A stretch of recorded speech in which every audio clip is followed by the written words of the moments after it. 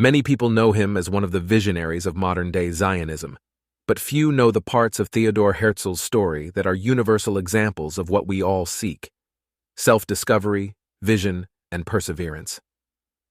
Born in Budapest in 1860 to a family of assimilated German-speaking Jews, Herzl moved to Vienna as a boy and earned a law degree from the University of Vienna.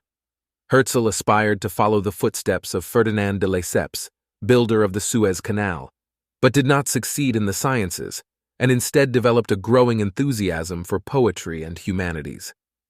This passion later developed into a successful career in journalism and a less celebrated pursuit of playwriting. As a young man, Herzl was an ardent Germanophile who saw the Germans as the best cultured people in Central Europe and embraced the German ideal of education and self-mastery to appreciate the beautiful things in life and thus become a morally better person.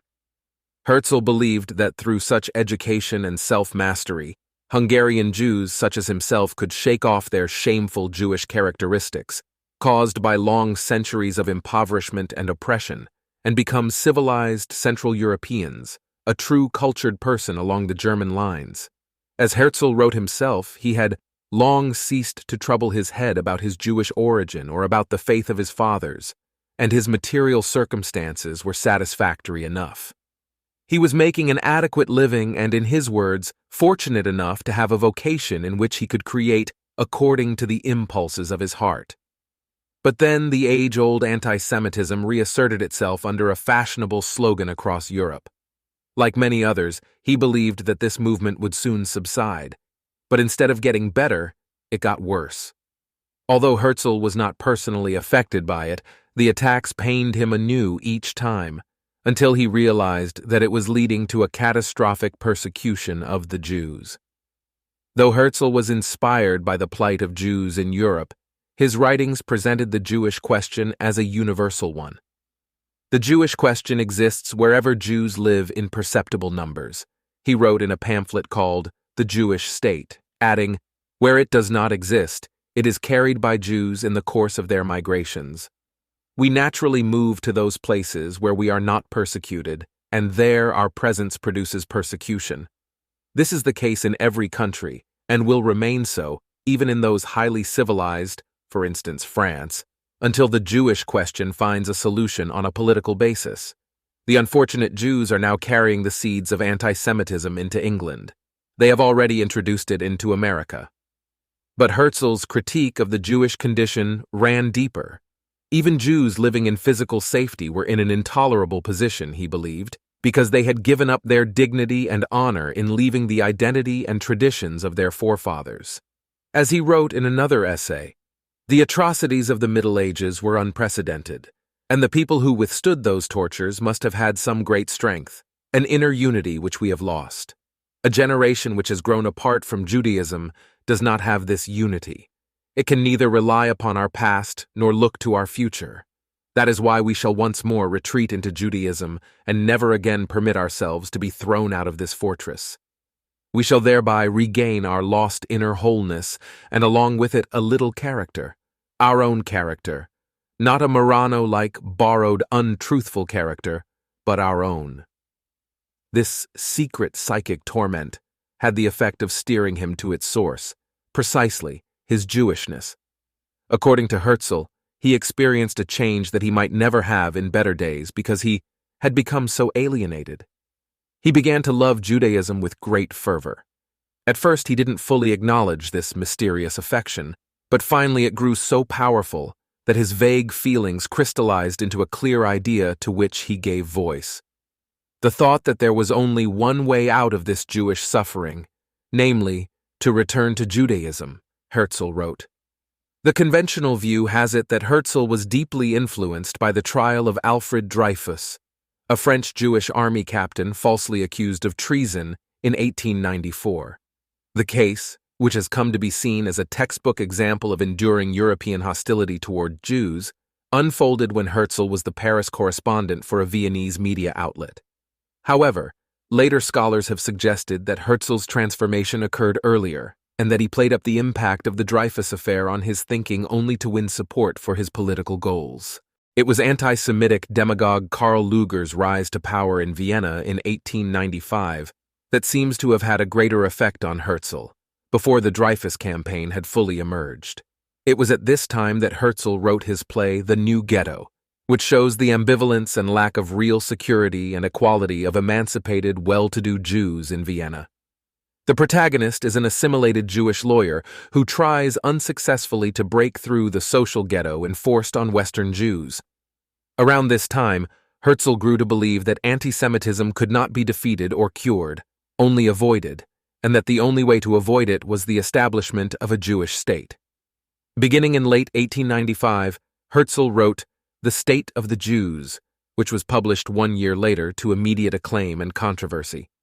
The book argued that the Jewish people should leave Europe for Palestine, their indigenous homeland. The Jews possessed a nationality, he wrote. All they were missing was a nation and a state of their own. Only through a Jewish state could they avoid anti-Semitism, express their culture freely, and practice their religion without hindrance. The land of Israel is our unforgettable historic home, Herzl wrote. Its very name would attract our people with a great and potent force. Starting in Basel, Switzerland in 1897, Herzl convened and chaired the first Zionist Congress, where a Zionist platform was created, known as the Basel Program. It also adopted a poem called Hatikva, Hebrew for the Hope, as its anthem, and aimed at establishing a publicly and legally assured home in Palestine for the Jewish people, which, among other items, included initial steps to obtain government grants from the established powers that controlled the area. Herzl wrote shortly thereafter, "Were I to sum up the Basel Congress in a word, which I shall guard against pronouncing publicly, it would be this: at Basel I founded the Jewish state. If I said this out loud today, L would be greeted by universal laughter. In 5 years perhaps, and certainly in 50 years, everyone will perceive it."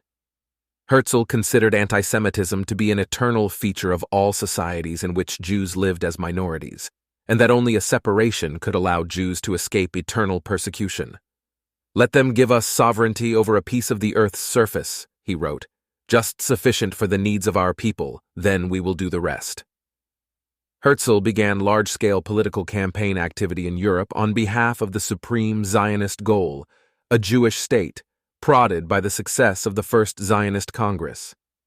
He oscillated between meetings with politicians from Germany, Turkey, the United Kingdom, and Russia until the Sixth Zionist Congress in 1903.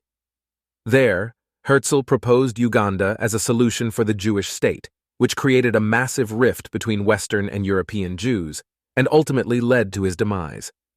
In his last address to the Congress, Herzl reiterated that Uganda was only a temporary solution, raised his right hand, and vowed, "If I forget thee, O Jerusalem, may my right hand forget its cunning."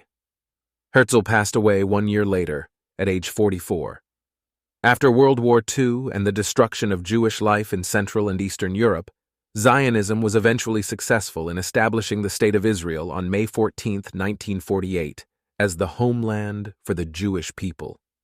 The proportion of the world's Jews living in Israel has steadily grown since the movement emerged. By the early 21st century, over 40% of the world's Jews lived in Israel, more than in any other country, an achievement unmatched by any other Jewish political movement in the past 2,000 years. Zionism gave Herzl a microphone, and he used it to confront and change the Jewish world. Hence why he is the only individual mentioned by name in Israel's Declaration of Independence, which refers to him as the author of the vision of the Jewish state.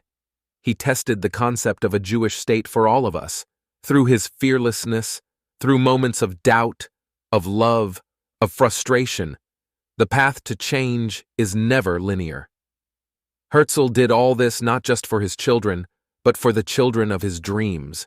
He also left behind a growing movement of Zionists who knew that with all of his achievements, at his core he was always trying to be a better Jewish ancestor, because that love always endures. In his utopian novel, The Old New Land, Herzl wrote, "If you will it, it is no fairy tale, but if you do not will it, it is and will remain a fairy tale, this story that I have told you. All the activity of mankind was a dream once, and will again be a dream." Herzl repeatedly emphasized that the creation of a Jewish homeland was merely the external change that he wished to attain. The true aim was the establishment of a firm Jewish consciousness, a unique Jewish character, and perspective on things that the Jews would contribute to the world, and by means of which they would again be able to play a special role among the nations. As he told the assembled delegates at the First Zionist Congress, Zionism is a return to Judaism even before there is a return to the Jewish land.